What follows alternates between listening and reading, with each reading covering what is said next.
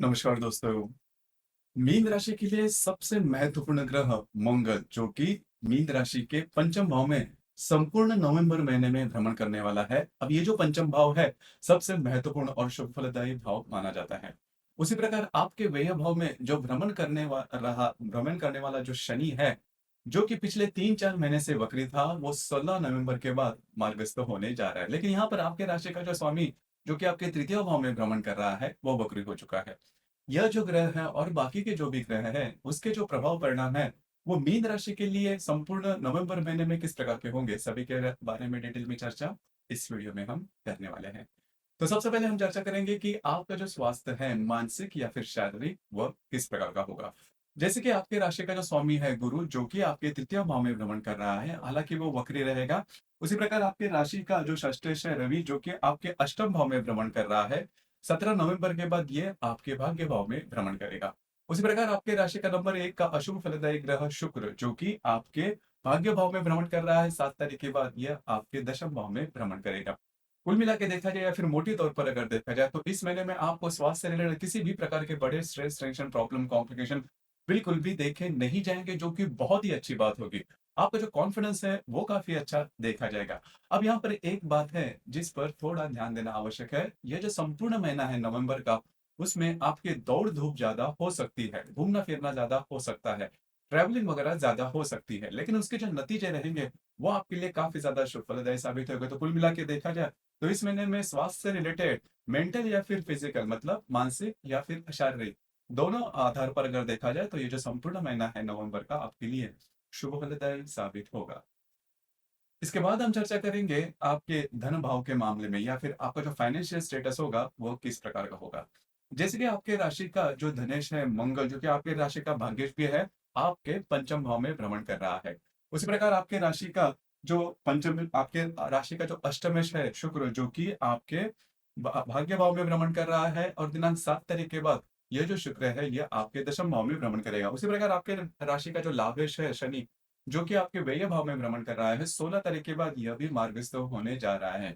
तो यहाँ पर आपका जो फाइनेंशियल स्टेटस होगा वो भी काफी अच्छा देखा जाएगा, और इस वजह से आपका जो सब पूरा जो मूड होगा, आपका जो कॉन्फिडेंस होगा, इसमें काफी अच्छा देखा जाएगा। खास करके अगर आप शेयर मार्केट में ट्रेड करते हो, तो कुछ अच्छे लाभ वगैरह मिलते हुए नजर आएंगे। आपकी जो सेविंग है वो भी काफी अच्छी दिखते हुए नजर आएगी। उसी प्रकार पिछले करीबन 3-4 महीने में आपने काम किया था या फिर आप काम कर रहे थे, उसका जो मुआवजा था वो आपको ठीक से नहीं मिल रहा था। तो ये जो बात है वो इस महीने भी नॉर्मल हो जाएगी। तो इस महीने में बिल्कुल भी चिंता नहीं नहीं करना, क्योंकि फाइनेंशियली आपके आपकी जो राशि है वो काफी अच्छी देखी जाएगी। इसके बाद हम चर्चा करेंगे फैमिली हैप्पीनेस के बारे में, कि आपके राशि के लिए फैमिली हैप्पीनेस किस प्रकार का होगा। जैसे कि आपके राशि का जो चतुर्देश है बुध, जो कि आपके भाग्य भाव में भ्रमण कर रहा है। अब ये जो बुध है 26 तारीख के बाद वक्री होने जा रहा है। अब यहाँ पर आपको थोड़ा ध्यान देना होगा, खास करके आपके घर में आपके उम्र से जो छोटे व्यक्ति रहेंगे, उनके स्वास्थ्य के बारे में ध्यान देना आवश्यक होगा। स्वास्थ्य के रिलेटेड जो समस्याएं हैं वो ज्यादा सामने आ सकती है, ध्यान दीजिए। उसी प्रकार घर के जो लोग हैं, उनके साथ आपकी जो इंटरेक्शन है वो भी ठीक नहीं देखी जाएगी। तो इन चीजों पर थोड़ा सा ध्यान देना आवश्यक होगा। लव लाइफ के बारे में अगर कहा जाए, तो आपके राशि में, राशि के पंचम भाव में मंगल जो है वो भ्रमण कर रहा है। तो अगर आप किसी के रिलेशनशिप में हैं, वहां पर तू मैं हो सकती है। अब यहाँ पर मैं एक बात आपसे कहना चाहूंगा, क्योंकि यह जो मंगल है ये आपके पंचम भाव में और चतुर्थ भाव में करीबन अप्रैल महीने तक रहने वाला है। तो यहाँ पर अगर कोई भी बात, अगर आप किसी के रिलेशनशिप में है, वहां पर अगर कोई छोटी मोटी बातों के लेकर प्रॉब्लम हो जाती है, उस समय तक आपको लगेगा कि जो प्रॉब्लम है वो काफी छोटी है, उस पर ज्यादा ध्यान नहीं देना चाहिए। लेकिन आगे जाके ये जो समस्या है वो काफी ज्यादा कॉम्प्लिकेट हो सकती है। आपकी जो रिलेशनशिप है वो ब्रेकअप तक भी पहुंच सकती है। तो ध्यान रखिए, क्योंकि इस महीने में तो कोई बड़ी दिक्कत नहीं आएगी, लेकिन जैसे दिसंबर शुरू हो जाएगा, तो उसके बाद उसके जो प्रॉब्लम है वो ज्यादा कॉम्प्लिकेटेड होते न हुए नजर आएंगे। तो इन चीजों पर थोड़ा सा अलर्ट रहना आवश्यक होगा। जो गर्भवती महिला है, उनके लिए कोई बड़ी प्रॉब्लम नहीं है, कोई बड़ी दिक्कतों का सामना नहीं करना पड़ेगा, छोटे मोटे प्रॉब्लम रहेंगे, लेकिन बड़ी ऐसी कोई समस्या नहीं दिखेगी। जो विद्यार्थी वर्ग है उनके लिए ये जो संपूर्ण महीना है वो काफी ज्यादा शुभ फलदायी साबित होगा। इसके बाद हम चर्चा करेंगे वैवाहिक जीवन के मामले में। आपके राशि का जो सप्तमेश है बुध, जो कि आपके दशम भाव में, आपके भाग्य भाव में भ्रमण कर रहा है, और दिनांक 26 तारीख के बाद यह जो बुध है वो वक्री होने जा रहा है। तो आपकी जो वैवाहिक जोड़ीदार है, उनके साथ छोटी-मोटी बातों को लेकर तकरार हो सकती है, ये तकरार काफ़ी बढ़ भी सकती है। हालाँकि इसका बहुत बड़ा प्रभाव देखा नहीं जाएगा, लेकिन जो बातें हैं क्योंकि आपकी जो बेसिकली राशि है काफ़ी ज़्यादा इमोशनल है और ख़ास करके अगर वैवाहिक जोड़ीदार आपके साथ कुछ अलग से बर्ताव करते हैं, तो वो आप बहुत ज़्यादा इमोशनली ले लेते हो और इसी प्रकार के कुछ अनुभव करीबन 22-23 तारीख के बाद का जो समय है, उसमें आना शुरू हो जाएँगे। बस आपको इसी के ऊपर थोड़ा-सा कंट्रोल करना आवश्यक होगा।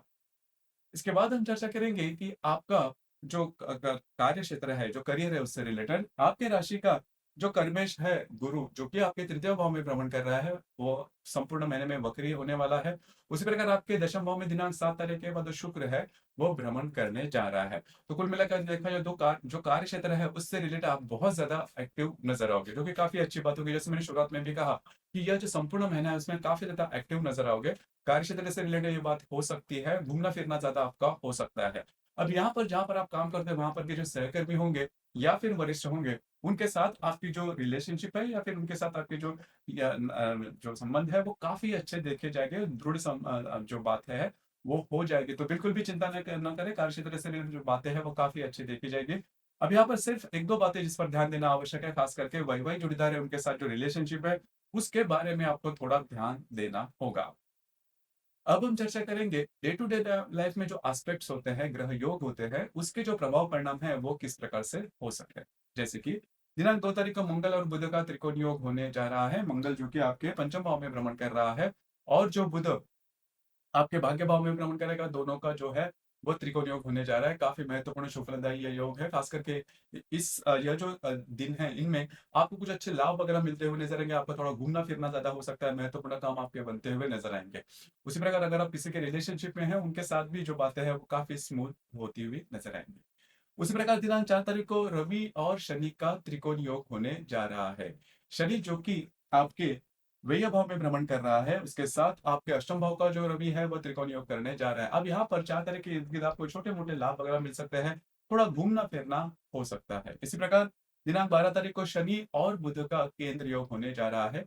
शनि जो कि आपके व्यय भाव में भ्रमण कर रहा है, जो बुध आपके भाग्य भाव में भ्रमण करेगा, दोनों का केंद्र योग इन दिनों में आप किसी भी प्रकार के बड़े निर्णय नहीं लेना, किसी नए काम की शुरुआत नहीं करना, किसी को कोई कमिटमेंट, प्रोमिसेस या फिर डॉक्यूमेंट से रिलेटेड किसी भी प्रकार के काम नहीं करना।